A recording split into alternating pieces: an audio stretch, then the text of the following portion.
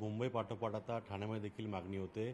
भाजपनं संपूर्ण ठाण्यामध्ये अगदी दिव्यापासून ते ठाण्यापर्यंत जो सगळं ठाणे महानगरपालिका क्षेत्र आहे, इथं मोठ्या प्रमाणात बॅनरबाजी केलेली आहे.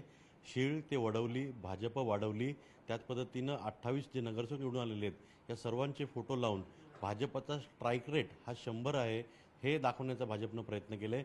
नेमकं हे कोणाला सांगायचं आहे, कोणाला या संदेश द्यायचा आहे आणि भाजपची महापौरपदाची मागणी जी आहे ही नेमकी काय आहे, हे सर्व बोलण्याकरता आपल्यासोबत आमदार निरंजन डावखरे आहेत आणि तेच ठाणे महानगरपालिकेमध्ये भाजपचे निवडणूक प्रभारी होते. डावखरे साहेब, ज्यावेळी जागा वाटप झाली, साधारणपणे सगळ्या जागा ज्या वाटल्या, भाजपने बऱ्याच अंशी माघार घेतली होती, नमतं घेतलं होतं. अनेक वेळा तुम्ही देखील वक्तव्य केले, केळकर साहेबांनी वक्तव्य केली की समाधानकारक जागा वाटप नाही आहे. या जागा वाटपानंतर आता भाजपच्या ज्या जागा निवडून आलेल्या आहेत, तो 100% स्ट्राईक रेट आहे. यामुळे भाजप आता ठाण्यामध्ये जी मागणी करते की 2 वर्ष महापौरपद असेल, स्टँडिंग कमिटी असेल, विविध महत्त्वाची पदे असतील, नेमकी काय मागणी? मुळात आपण बघितलं की आम्हाला ज्या जागा महायुतीच्या चर्चेमध्ये आल्या आमच्या वाटेला, त्याच्यामध्ये 11 जागा या मुंब्रा आणि राबोडी म्हणजे मुस्लिम मतदार बहुल असलेल्या मतदारसंघामध्ये होती. त्याच्यामध्ये जवळपास 28 ज्या जागा आहेत त्या 28च्या 28 जागा आम्ही निवडून आणल्या. 1 नंबर प्रभागापासून ते 29 नंबर म्हणजे जो ठाण्याचा आपण मीरा भाईंदरवरनं आल्यानंतर जो पहिला टोक आहे तो आपल्याला पनवेल तलोजाला जायच्या इकडे ठाण्यामधला जो शेवटचा टोक आहे, याच्यामधला पूर्णपणे 100% स्ट्राईक रेट हा भारतीय जनता पार्टीने मेंटेन केलेला आहे. याच्यामध्ये आम्ही जो निर्धारनाम्यामध्ये लोकांना शब्द दिलेले आहेत ते शब्द पाळण्याच्या दृष्टिकोनाने आम्हाला योग्य पद्धतीचा रोल हा महानगरपालिकेमध्ये भेटला पाहिजे आणि जर नसेल तर जे रोल आम्हाला ठाणेकरांना आम्ही दिलेला शब्द पाळण्यासाठी घ्यावा लागेल तो आम्ही निश्चितपणे घेऊ. रोल कोणता तो? सत्तेमध्ये रोल पाहिजे तर महापौरपद पाहिजे आणि जर तिथे मिळत नसेल तर विरोधामध्ये जावं लागेल. निश्चितपणे जर जे शब्द पाळलेले शब्द दिलेत ते पाळायचं असेल, जो ठाण्याच्या विकासाचा रोडमॅप आम्ही तयार केलेला आहे तो पूर्ण करायचा असेल तर महापौरपद असेल, सभागृह नेता असेल, स्टँडिंग कमिटी असेल, याच्यामधला योग्य सन्मानपूर्वक अशा पद्धतीचं पद आम्हाला असणं अपेक्षितच आहे. आणि त्याचबरोबर हा विकास करायचा तर किती वर्ष पद पाहिजे? महापौरपद 2 वर्ष पद पाहिजे असं कळतंय. स्टँडिंग कमिटी देखील पाहिजे.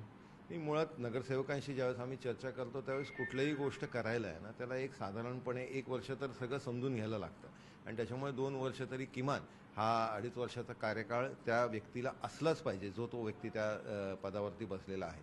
आणि त्याच्यामुळे या पद्धतीची अपेक्षा ही निश्चितपणे आहे. पण त्याचबरोबर एक अटमोस्ट ट्रान्सपरन्सी ॲडमिनिस्ट्रेशनमध्ये असण्याच्या दृष्टिकोनाने आम्हाला दुसऱ्या भूमिकेमध्ये जरी जायला लागलं तरी आमची त्याच्यामध्ये तयारी आहे. दुसरी भूमिका म्हणजे काय? म्हणजे विरोधी?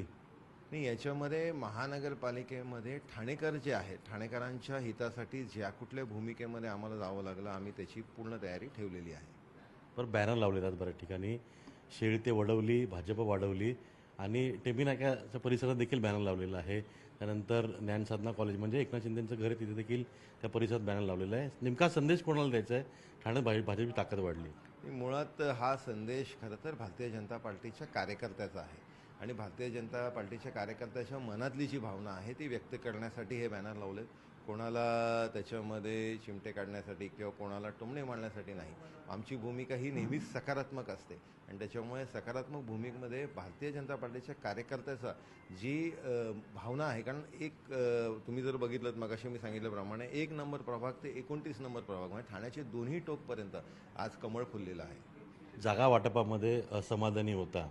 आता जर इथं विरोधी बाकातून बसून भूमिका मांडलेलीच आहे, पण तरी देखील विचारतो, तर महापौरपद, उपमहापौर, स्टँडिंग कमिटी ज्यात समाधानकारक नाही मिळालं तर विरोधी, पण त्या पुढे जाऊन आणखी काय भूमिका? नाही, मुळात सत्तेमध्ये समाधानकारक पद भेटण्यापेक्षा आमची बांधिलकी ही ठाणेकरांसाठी पहिले आहे आणि त्याच्यामुळे ठाणेकरांना न्याय देण्याची भूमिका जी आमची आहे ती जर भूमिका आम्हाला योग्य पद्धतीमध्ये नाही भेटली तर आम्हाला ज्या कुठल्या पद्धतीमध्ये ठाणेकरांना एक अटमोस्ट ट्रान्सपरन्सी आणि त्याचबरोबर जे काम, जे रोडमॅप, जो डेव्हलपमेंट आपल्याला करायचं आहे, कारण आज लोकांनी आपण बघितलं असेल नगरपालिकेची निवडणूक असेल, महानगरपालिकेची निवडणूक असेल, याच्यामध्ये राज्यामध्ये जो माननीय फडणवीस साहेबांनी विकास केलेला आहे, जे काम केले, जे अकाउंटेबिलिटी ॲडमिनिस्ट्रेशनमध्ये सेट केलेली आहे त्याचीच अपेक्षा लोकांची ठाणे महानगरपालिकेमध्येही राहणार आहे आणि त्याच्यामुळे ते पूर्ण करण्यासाठी आम्ही योग्य भूमिका निश्चितपणे घेऊ. नक्कीच योग्य भूमिका घेऊ, पण एक महत्त्वाची मागणी किंवा एक महत्त्वाचा मुद्दा जो भाजप ठाण्यामध्ये पुढे करू पाहत आहे तो स्पष्ट झालेला आहे. याच्यामध्ये 2 वर्ष ते 2.5 वर्ष किमान महापौरपद हे भाजपला ठाणे महानगरपालिकेत मिळावं अशी मागणी आता भाजपकडून होताना दिसते.